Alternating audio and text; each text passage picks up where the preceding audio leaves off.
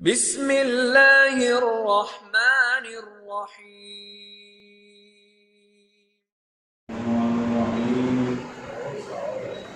अल्हम्दुलिल्लाहि रब्बिल आलमीन वल आक़िबतु लिल मुत्तक़ीन।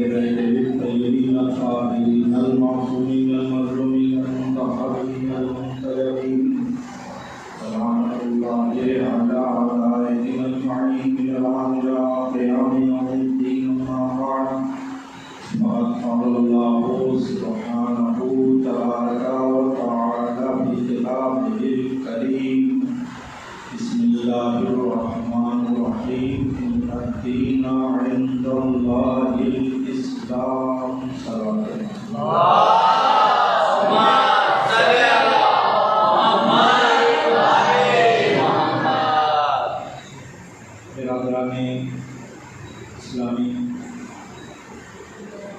हमारे आपके दरमियान भी इस अशरे मजालिस 1445 हिजरी की दूसरी गुफ्तगू है। हमने आए करीमा नदीन इंदल्लाहिल इस्लाम के ज़िम्न में कल कुछ मालूमात पेश किए थे।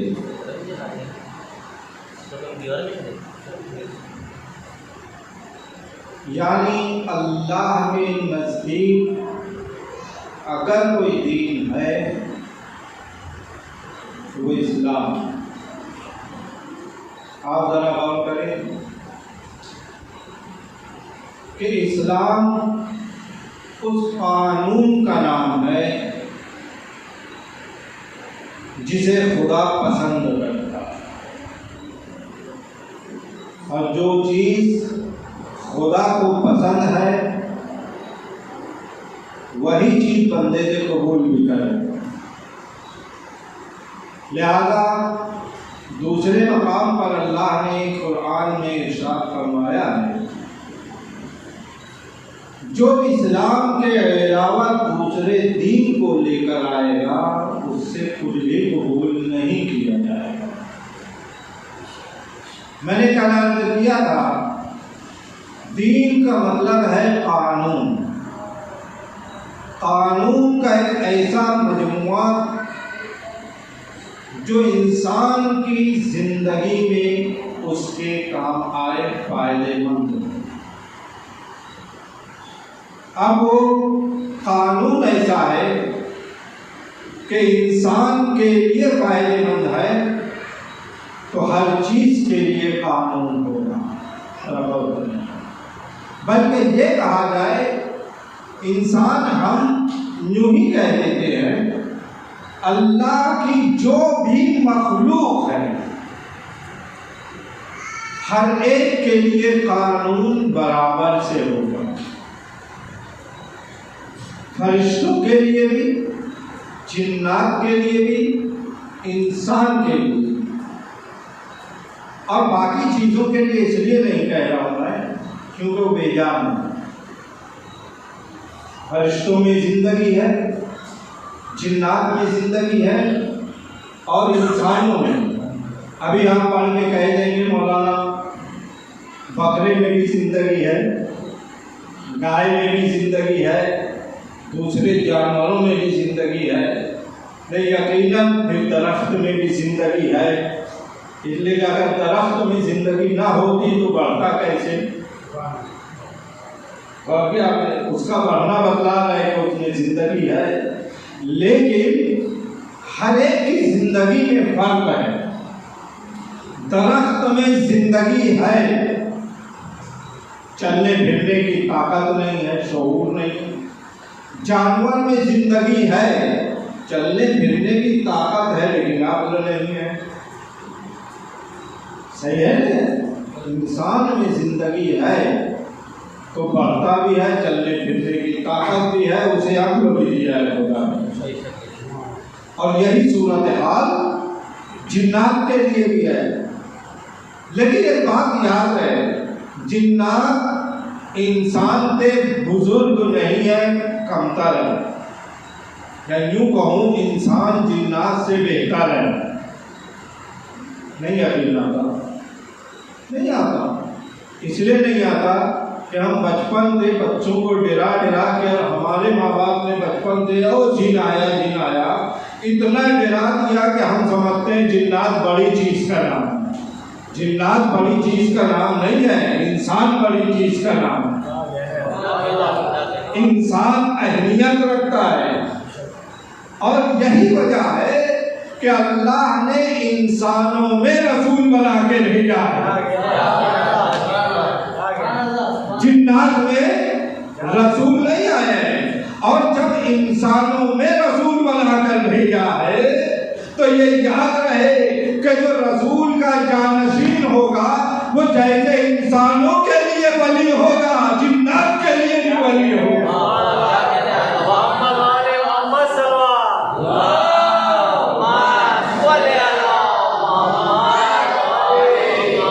तो फिर रसूल के बाद कोई ऐसा ढूंढना पड़ेगा जो जिन्नात से बेहतर हो।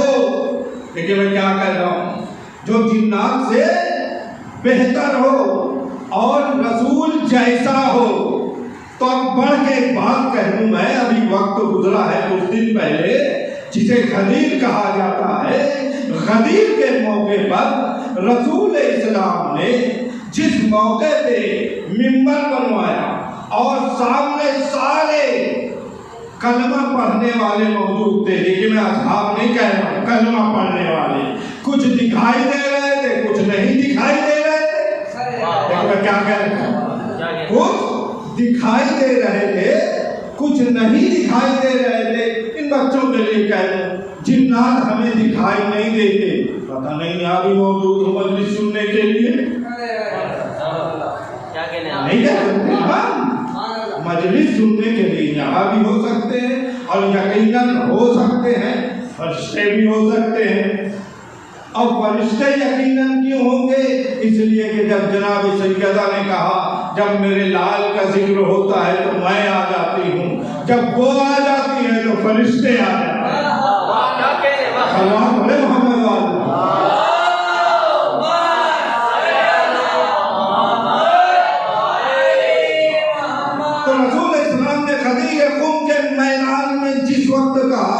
जिन्नात दिखाई नहीं देते, मैंने यही जुमला कहा।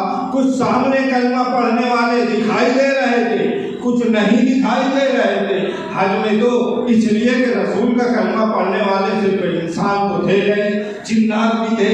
और रसूल ने जैसे ही कहा, मन तुम तो मौला हो फहाजा अली मौला, मैं जिसका मौला हूँ उसके ये अली मौला है।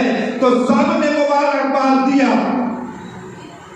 सबने मुबारकबाद दिया। और आपको मालूम है सबसे पहले मुबारकबाद देने वाले जनाब जिब्रील अमीन थे।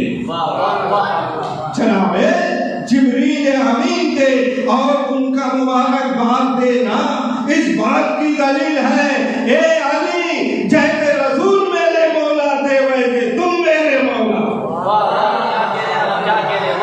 बोले मोहम्मद वाला।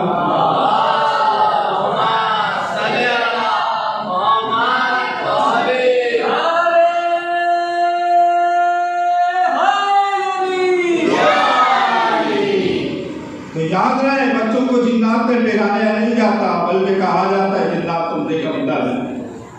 लेकिन इंसान अशरफुल मखलूकात है। ये सब दर्द सुनते सुनते जहन में रखिए कि कायनात में जो कुछ अल्लाह ने पैदा किया है उसे कहते हैं मखलूकात। जानदार हो या बेजान हो, देखिए मैं क्या कहने जा रहा हूँ, गलत तवज्जो करने। जानदार हो जाने जानो जो कुछ पैदा किया है अल्लाह ने उसे मखलूक खुदा कहा जाता है। वो मखलूकात है। जब इंसानों को पैदा किया, कुरान में आयात मुसलसल है, मैं मुख्तसर तौर पे अर्ज कर दूं, जब इंसान पैदा हुए तो अल्लाह ने कहा तबारकल्लाहु अहसनुल खालिकीन, कि अल्लाह बेहतरीन पैदा करने वाला है इंसान को बनाने के बाद। अब ये एक मसला बयान कर दूं मैं, याद रखेंगे जिम्मे। मसला ये है कि हुक्म है, हदीस है, मासूम ने फरमाया है कि जब कभी आईना देखो तो कहो सुभान अल्लाह। देखिए मैं क्या कह रहा हूँ, जब कभी आईना देखो, आईने में क्या दिखाई देगा ना? जब हम देखेंगे तो क्या दिखाई देगा?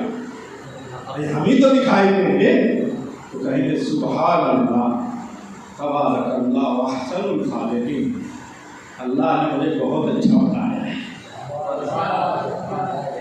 क्या हुक्म है? हुक्म है, अल्लाह ने मुझे बहुत अच्छा बनाया है, और ये कहना ही हमारी जन्नत की जमानत हो जाएगी।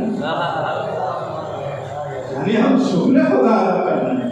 परवरदिगार तुमने मुझे आंखें दिया,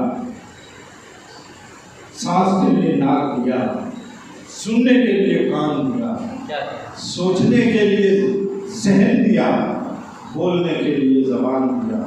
अब इससे बढ़ के क्या चाहिए? इससे बढ़ के क्या चाहिए?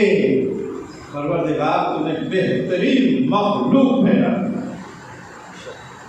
अब जब ये कहेगा इंसान कि मैं सबसे बेहतर हूँ, अल्लाह ने मुझे बनाया, सबसे बेहतर है मखलूकात में, अशरफुल मखलूकात, तो अब किसी के सामने गिड़गिड़ाएगा नहीं, किसी के सामने मजबूरी नहीं बयान करेगा। देखिए मैं क्या कह रहा हूँ, वो जब कह रहा है कि अल्लाह ने बनाया है, तो वो मुझे चलने चलाने और सोचने समझने और जिंदगी गुजारने के असबाब देगा। दुनिया वाले क्या देंगे? दुनिया वाले कुछ नहीं दे सकते, और खुदा का दिया कम नहीं होता, दुनिया का दिया पूरा नहीं होता। सलवात पढ़े ना मोहम्मद वाला।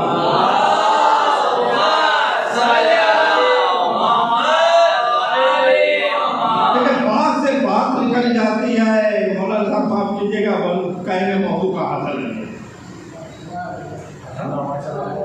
जी। रजब महीने में हम दुआ पढ़ते हैं, दुआ पढ़िए, और दुआ के लिए साथ देखिए याद रखें, बहुत लंबी चौड़ी अरबी की जरूरत नहीं है। उर्दू आती है पर नहीं आती, आपके कील कबीले की जबान बोल दी। आप क्या कह रहे हो, समझ रहे हैं? हम कील कबीले में जो जबान बोलते हैं वही परवरदिगार से कह देंगे, वही अंदाज है। और मांगने का अंदाज ऐसा ही होना चाहिए था अल्लाह से मांगने का अंदाज ऐसे अरबी पढ़े जा रहा है, तो खुद ही नहीं मालूम अरबी में क्या कहा जा रहा है, और सीधे सीधे कहेंगे ना परवरदिगार मेरी जरूरतों को तू पूरा कर दे। क्या कहने, वाह बेशक वाह, बस काफी है, मेरी जरूरतों को तू पूरा कर दे। तो अब जो जरूरत है वो पूरा कर दे, बल्कि जरूरत पैदा नहीं होगी, पहले से पूरा करने के लिए वहां से हुक्म हो जाएगा। बेशक बेशक वाह, जरूरत बाद में आएगी, चीजें पहले आ जाएंगी। बात समझ रहे हैं आप? हमें खर्च की जरूरत है माह मुहर्रम में, और हमने नियत कर लिया तो रास्ता फराहम वो करेगा हुसैन के सकते। और अगर ऐसा नहीं है, अगर ऐसा नहीं है, जो हमें कोई नहीं कह सकता कि नहीं ऐसा नहीं, हर एक कहेगा कि यकीनन, बल्कि मुहर्रम खत्म नहीं होता, हम मुहर्रम की फिक्र करने लगते हैं।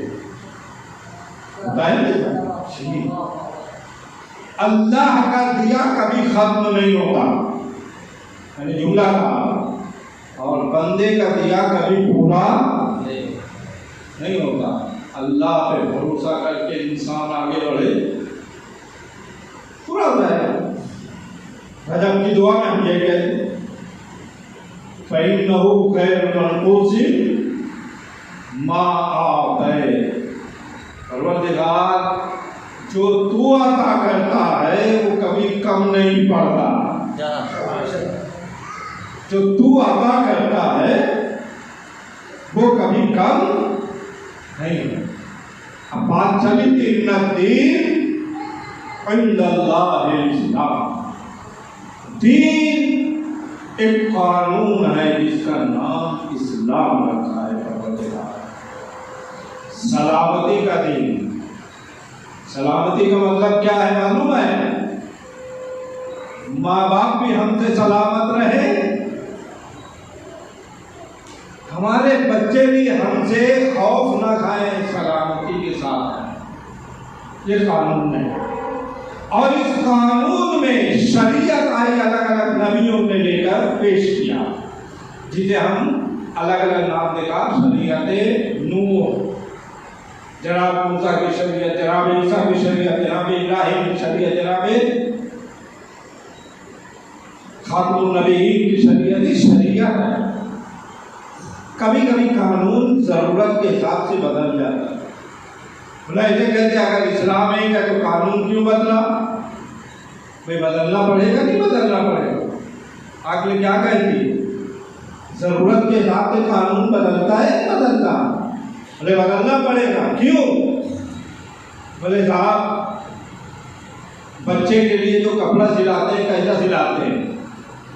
क्या कहें, कपड़ा कैसा सिलाते हैं? कपड़ा बच्चे के लिए अपने बाप का, अपनी साइज का या बच्चे की साइज का? मैं क्या कह रहा हूँ, बच्चे की साइज का कपड़ा सिलाते हैं या अपनी साइज का? ना कमाल करते हैं। बच्चे के लिए बच्चे की साइज का कपड़ा होना चाहिए, ठीक है। थोड़ा बड़ा हुआ तो साल भर के बाद वही कपड़ा पहना दीजिए, ये हो ही नहीं सकता, ये हो ही नहीं सकता। फिर बोले अब उसकी साइज का, वो बड़ा हो गया हाथ पैर का, तो उसको उसकी साइज का कपड़ा पहनाया जाएगा, हमारी साइज नहीं। बोले देखिए जरूरत के हिसाब से आप कपड़े की साइज बदल सकते हैं, समझ रहे हैं क्या? जरूरत के हिसाब से कपड़े का नाप बदला जा सकता है, बदलना पड़ेगा। वैसे ही वो परवरदिगार जो हकीम है, जो मुदब्बिर है, जो हमारी जरूरतों को पहचानता है, वो कानून बदल देता है। वो कानून बदल देता है। इसी को कहते हैं शरीयत, इसी को कहते हैं शरीयत। लेकिन एक बात हमेशा याद रहे, लोग कहते हैं कि भाई छोड़िए, उसे नहीं कहूँगा, सब बात तो नहीं कहूँगा।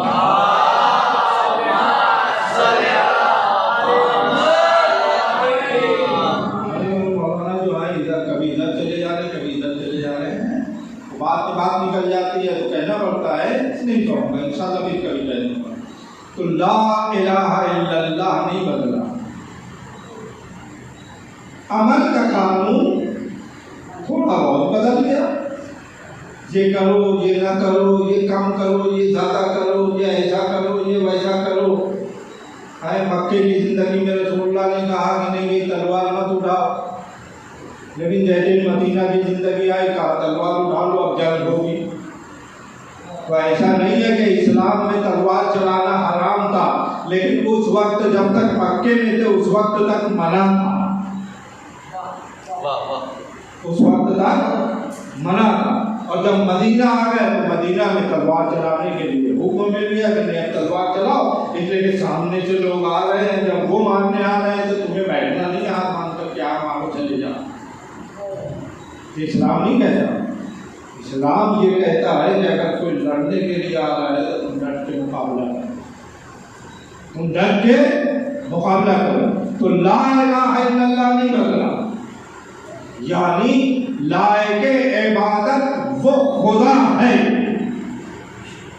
जो एक, जिसे अभी आपने सुना मौलाना साहब कह रहे थे, उसूल दीन और फुरूए दीन। तो तलवार चलाना फुरुए दीन में है, और अल्लाह को एक मानना उसूल दीन में है। वो बुनियाद है उसूल दीन में। अच्छा, कमाल ये है कि अल्लाह को सिर्फ मानना काफी नहीं है, एक मानना जरूरी है। ये खुश्क लग रही है तो मुझे पानी पिलाएंगे तो तर कर दूंगा।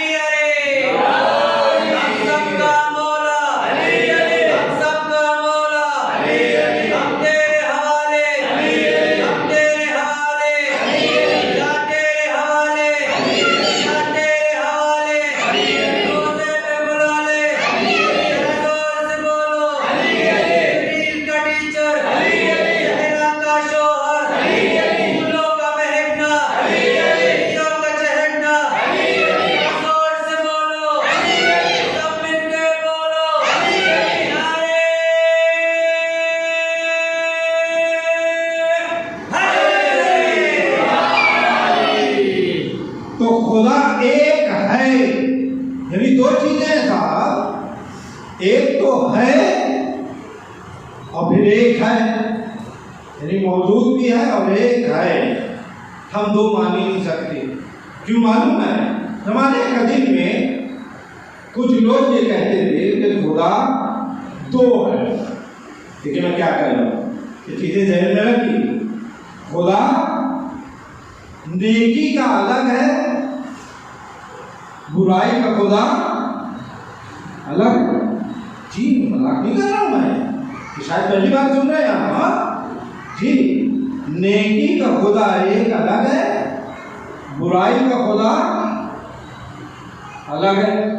हमारे साथ और उसका नाम भी रख दिया था, जो नेकी का खुदा उसे ईसा कहते थे। ईसी उसी हिसाब से इज्जत, और बुराई के खुदा को अहरमन कहते। नाम याद रखने में उतर नहीं है नाम। बुराई के खुदा को अहरमन कहते थे। और यहाँ पे भी वैसे ही था, आप सुनते रहेंगे। मैं इसलिए कह रहा हूँ कि आपके जहन में रहे। बारिश की देवी है, वो बारिश कराती, और सूरज का अलग देव है। सुनते हैं ना, ये सब गलत चीज है। इसलिए कि खुदा एक ही है। अच्छा, अगर आप समझ लें कि नेकी का खुदा एक है, बुराई का खुदा एक है, बोले मौलाना ये बात तो समझ में आ रही है कि नेकी करने वाले उस खुदा को मान रहे हैं, बुराई करने वाले उस खुदा को मान रहे हैं। समझ आया? तो फिर क्या होगा मालूम है? तो मतलब ये हो जाएगा कि बुराई करने वाले को ये नेकी वाला सजा नहीं दे पाएगा।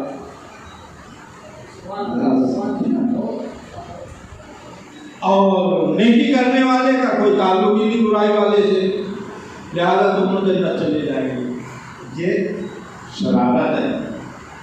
फिर बुराई कहाँ से आई, इतना समझ लीजिए। मेरी गुफ्तगू जो है इंशाअल्लाह मैं एक हद तक मुतमईन हो जाऊंगा। बुराई कहाँ से आ गई साहब? मौलाना साहब, बुराई कहाँ से आ गई? नेकी का अलग खुदा है, तो नेकी लोग कर रहे हैं, लोग नमाज पढ़ रहे हैं, रोजा रख रहे हैं, अच्छे काम कर रहे हैं। अब बुराई तो कर रहे हैं, उनका खुदा अलग है। ऐसा नहीं है, याद रहे। नहीं तो पक्का भी जहन में लगा लीजिए साहब, आज के दिन में बुराई के खुदा को मान रहा हूँ, इस बात से थोड़ा समझ गए आप लोगों क्या नहीं है।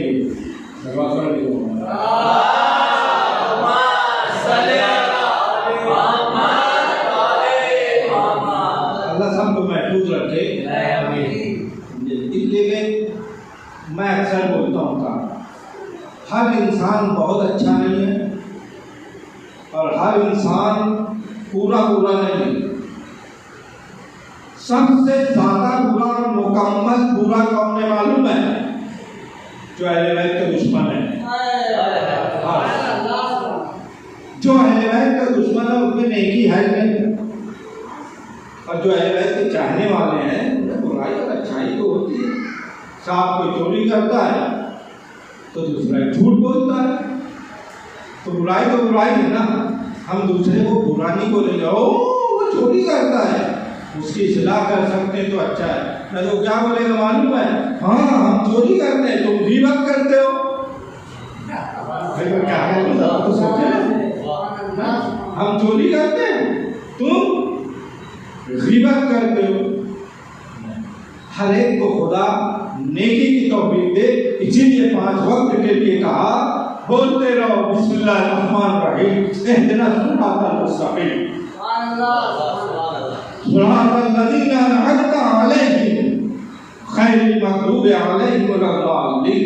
ए परवरदिगार हमें सीधे रास्ते में चला, यानी अहले बैत के रास्ते पर चलाता रहे और उनके दुश्मनों के रास्ते से बचा ले। इसलिए कि बुराई के मुमकिन है हमसे भी हो जाए। बहरहाल तो बुराई कहाँ से आई, मौलाना का व्याख्या, बुराई कहाँ से आई? अच्छाई तो समझा, अल्लाह ने कहा ये करो ये करो ये करो ये करो, अच्छाई है।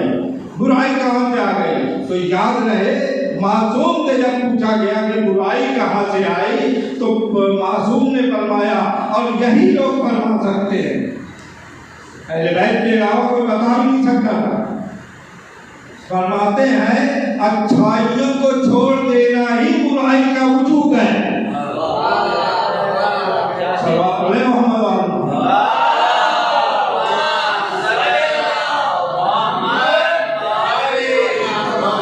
भाई बात ज़हनों तक पहुंच गई नहीं आपके?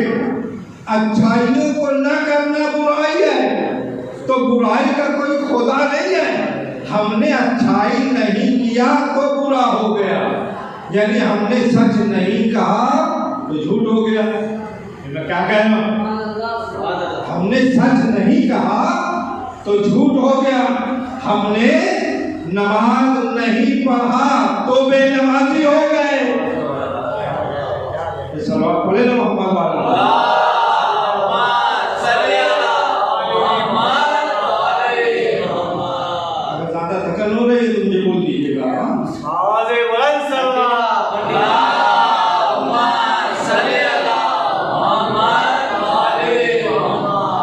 तो खुदा है और एक है तो हम सब समझते हैं, छोटी मोटी चीज से समझ लेते हैं बात।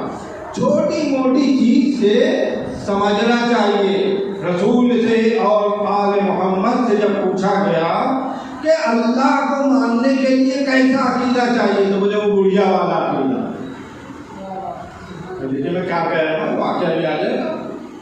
बुढ़िया वाला अकीदा रखो, अल्लाह समझ में आ जाएगा। बोले बुढ़िया वाला अकीदा यानी क्या? बोले एक मर्तबा किसी बुढ़िया से किसी ने पूछा कि अल्लाह है? बोले है। बोले कैसे है, दलील दो। तो बेचारी चरखा चला रही, सुना नहीं आपने? बेचारी चरखा चला रही थी, तो चरखा चलाते चलाते उसने हाथ रोक दिया। बोले क्या मतलब? बोले जब तक मैं चला रही थी चरखा चल रहा था, मैंने हाथ रोक लिया, चरखा रुक गया। तो इसका मतलब ये है कि जब तक के दुनिया चल रही है यानी कोई चलाने वाला है। सलवात बोले मोहम्मद वाला।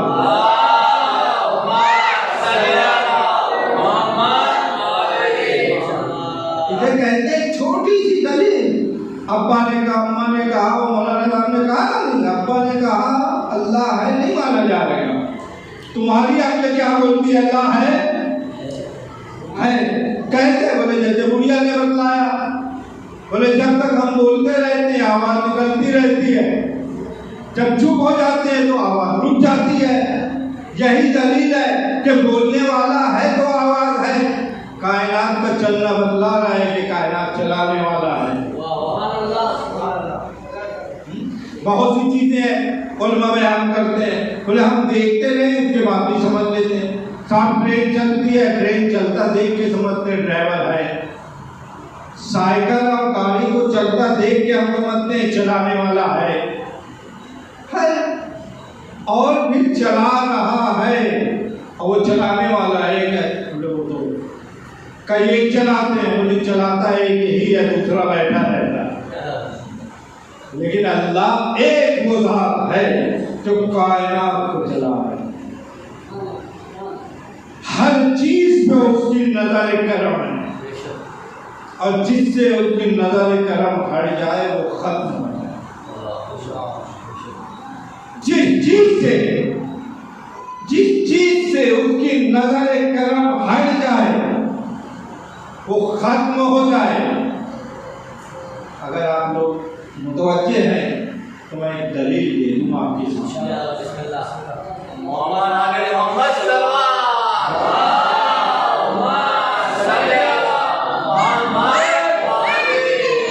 साहब मैं एक टीचर की हैसियत से मदरसे में पढ़ाता रहा और समझाने के लिए बात कहता रहा। अब यहाँ मिंबर से भी टीचर भी की हैसियत होती है, एक पढ़ाने वाले की हैसियत होती है, समझाने वाले की हैसियत होती है। ये कैसे हो सकता है साहब कि जब तक कर्म है वो चीज है और उसकी नजर कर्म हटे वो चीज खत्म हो जाए। हमारे पास दलील है, सिर्फ सुन रहे हैं। मौलाना साहब ने कहा काफी नहीं है साहब, मौलाना साहब ने कहा तो काफी नहीं है, बल्कि याद रहे। मैं एक मिसाल देता हूँ, दे दूँ मिसाल, मिंबर में मिसाल देने जा रहा हूँ, बुरा नहीं मानिएगा। अब बोले मौलाना का ऐसी मिसाल मिंबर के क्यों दे रहे हैं, देना पड़ता है समझाने के लिए। कभी कभी क्रिकेट के ग्राउंड में गए आप, नहीं भी गए तो कभी देखा है आपने, देखा है। आप पहुंच जाइए वहीं, पहुंचे या पंचमा चारों तरफ बैठा है, आगे दिमाग में आगे इधर वाले उठ के वाह कर रहे हैं, उधर वाले ताली बजा रहे हैं, उधर वाले सीटी बजा रहे हैं, सब सुनाई दे रहे हैं, कहीं सुनाई दे रहे हैं। और खेलने वाला खेल रहा है, एक दौड़ रहा है, एक फेंक रहा है, मार रहा है, आगे दिमाग में भाई आगे पूरा दिमाग पूरा आ गया। अब जल्दी से यहाँ आ जाइए, मैं क्या कह रहा हूँ, सुनाई दिया,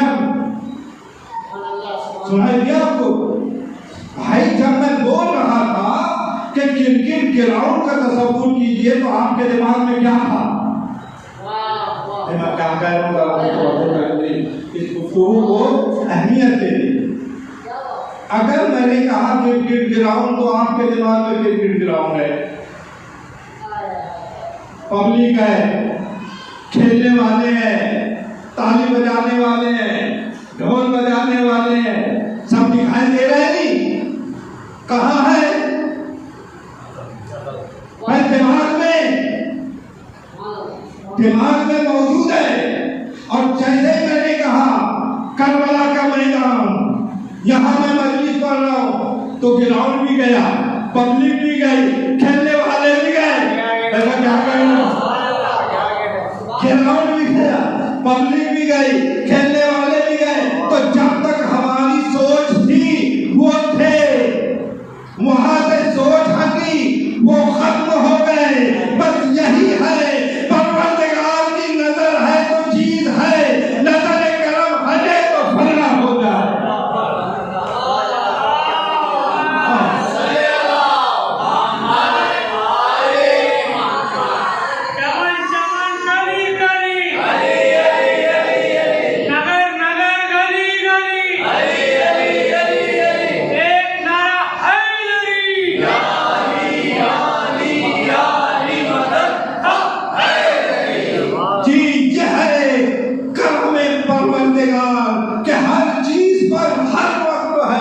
और जब उस चीज से नजर हट जाती है तो वो चीज फना हो जाती है, वो चीज फना हो जाती है।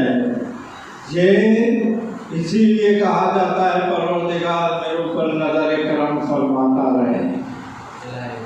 हमारा वजूद उसके करम का नतीजा है, वो है हम मान रहे हैं उसका करम है। और हम हर वक्त ये कहते रहे कि अच्छे रास्ते भी चलाता रहे। इसलिए कि उसका अगर ये कर्म हट गए ना तो फिर हम नेक रास्ते पे नहीं आ पाएंगे, हम नेक रास्ते पे नहीं आ पाएंगे। नेक रास्ते पर होना दलील है कि उसकी नजर करम हम पे ज्यादा, दूसरों की तरह नहीं है। हमें इतना आसान नहीं है साहब, हजारों का मजमा एक करम 72 वो 72 ऐसे हैं जो कयामत तक के लिए बाकी रहने वाले हैं, इसलिए कि उसकी नजर करम 72 पर थी और है। और वो जो हजारों लाखों का मजमा था उस पर उनसे नजर करम हट गई तो बस हम ये कह देते हैं लाखों है, नाम कुछ याद आते हैं लानत के वास्ते।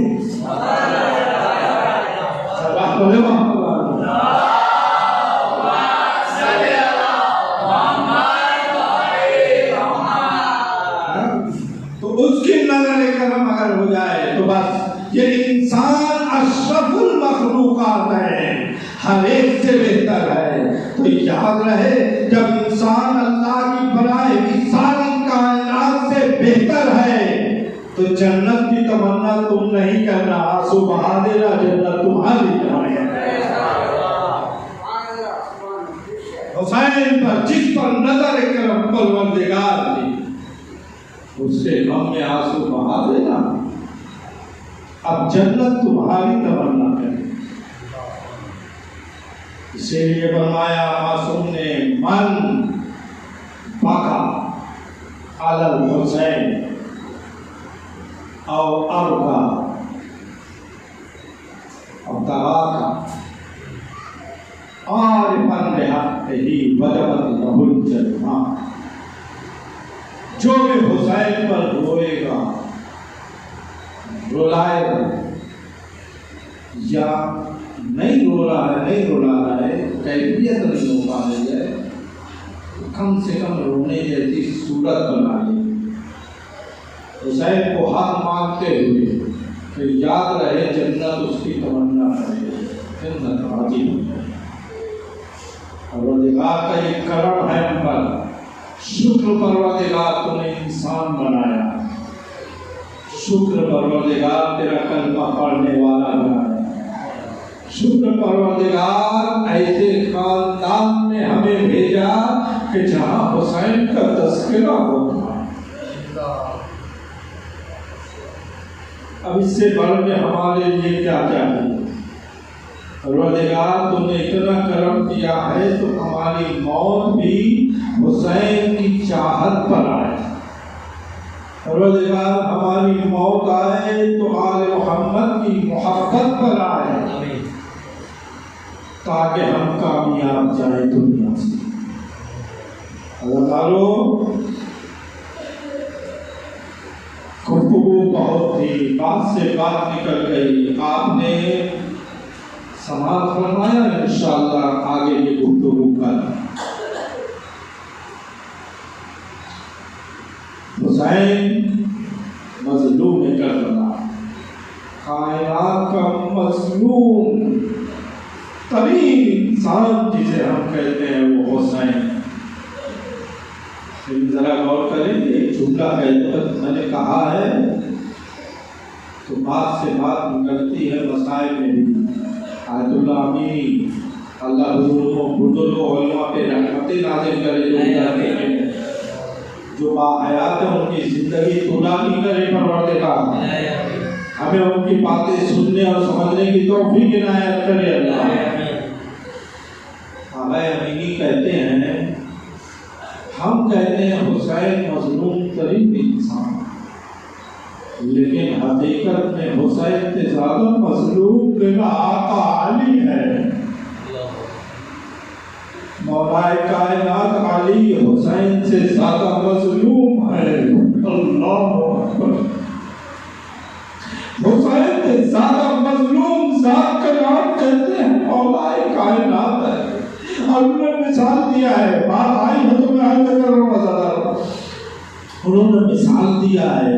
बोले सुनो, जिस वक्त करबला के मैदान में अकबर अब्बास और मोहम्मद कासिम के जनाजे हुसैन उठा चुके, जुलझुला की पुष्ट से जमीन पर आए, तीरों पे मुअल्लक रहे, शकी ने बदतमीजी किया, हुसैन का सर सजदे में था, हिल नहीं रहे थे, बदन में हरकत नहीं थी। तवज्जो कर लीजिएगा, मजलूमियत हुसैन के साथ हकीकत में अली की मजलूमियत को पहचानिएगा। हुसैन के बदन में हरकत नहीं थी। किसी ने कहा हुसैन अब इस दुनिया में नहीं है, हुसैन अब इस दुनिया में नहीं है, चलो उनके खैमों को लूटा जाए। जैसे ये आवाज आई हुसैन अब दुनिया में नहीं है, चलो हुसैन के खैमों को लूटा जाए, तो अली कहती है कि हुसैन ने आहिस्ता आहिस्ता अपना सर उठाया, आंखें खोल ली, अगर सुनो हुसैन जिंदा है, अभी खैमों की तरफ न जाना। आगे अली कहते हैं सुनो सुनो, हुसैन की गवारा नहीं कर रही थी कि हुसैन की जिंदगी में हुसैन के खैमों को आग लगाया जाए, हुसैन के खैमों को लूटा जाए। आए ना मेरा मजलूम अली, अरे जिंदगी में अली के दरवाजे पर लकड़ियां जला दी गई, सैयदा का पहलू शिकस्त किया गया। अली ने देखा इसके बाद के मजलूमियत क्या होगी।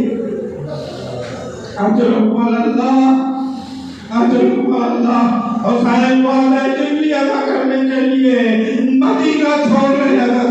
चंद जुमले हैं, कल भी मैंने रुखसत के कुछ वाकया पेश करना चाहे थे, नहीं हो पाया था।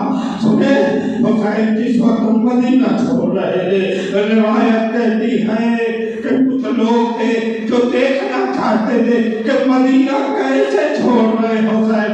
मदीना की कैफियत कहती है उदास उदास फिजा है, हुसैन जाते हैं। उदास उदास फिजा है, हुसैन जाते हैं। घरों में हश्र बाबा है, हुसैन जाते हैं। रावी कहता है मैं मदीना पहुंचा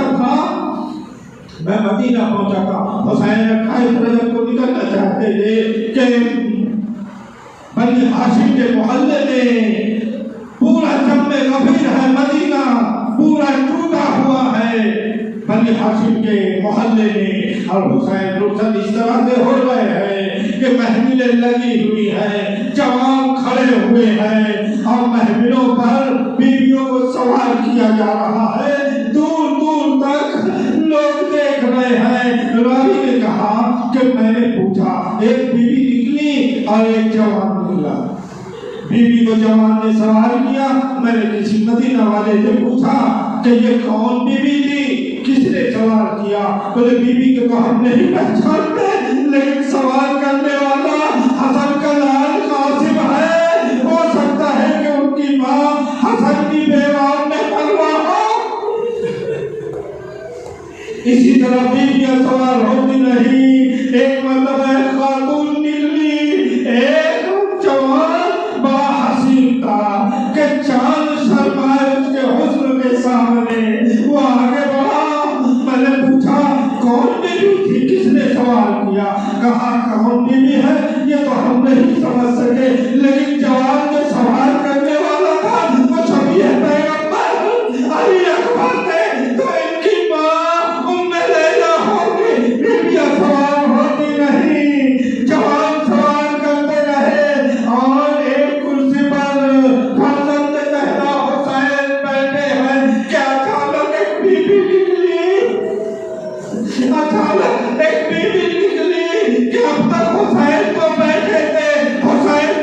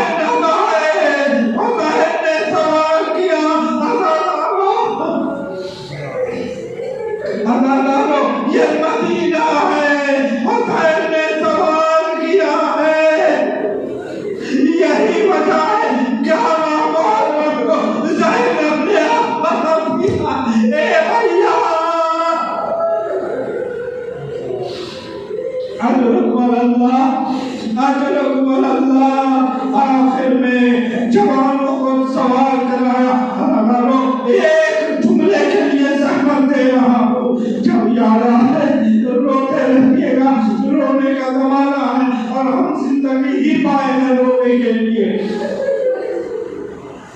सारे जवान सवार हो गए, सारे जवान सवार हो गए। हुसैन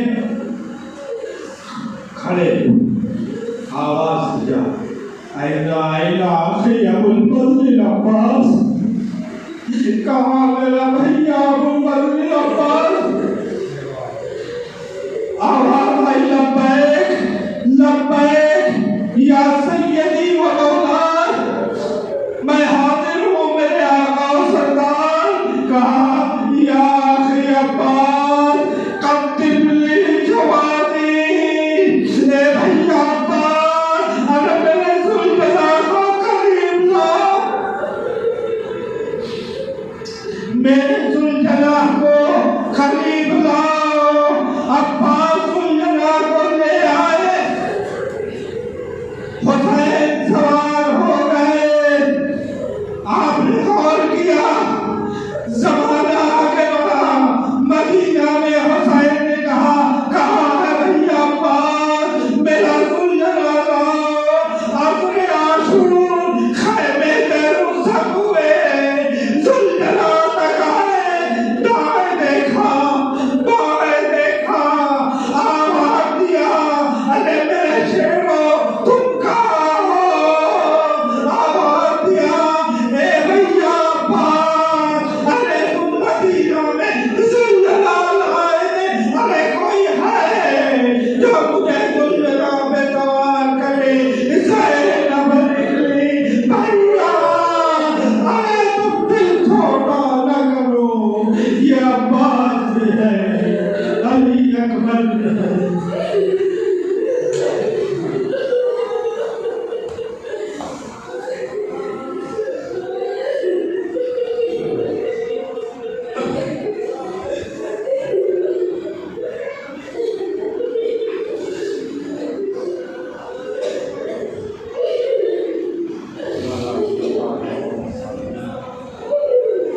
سيعلم الذين ظلموا أي منقلب ينقلبون، فما أقبل بالسماء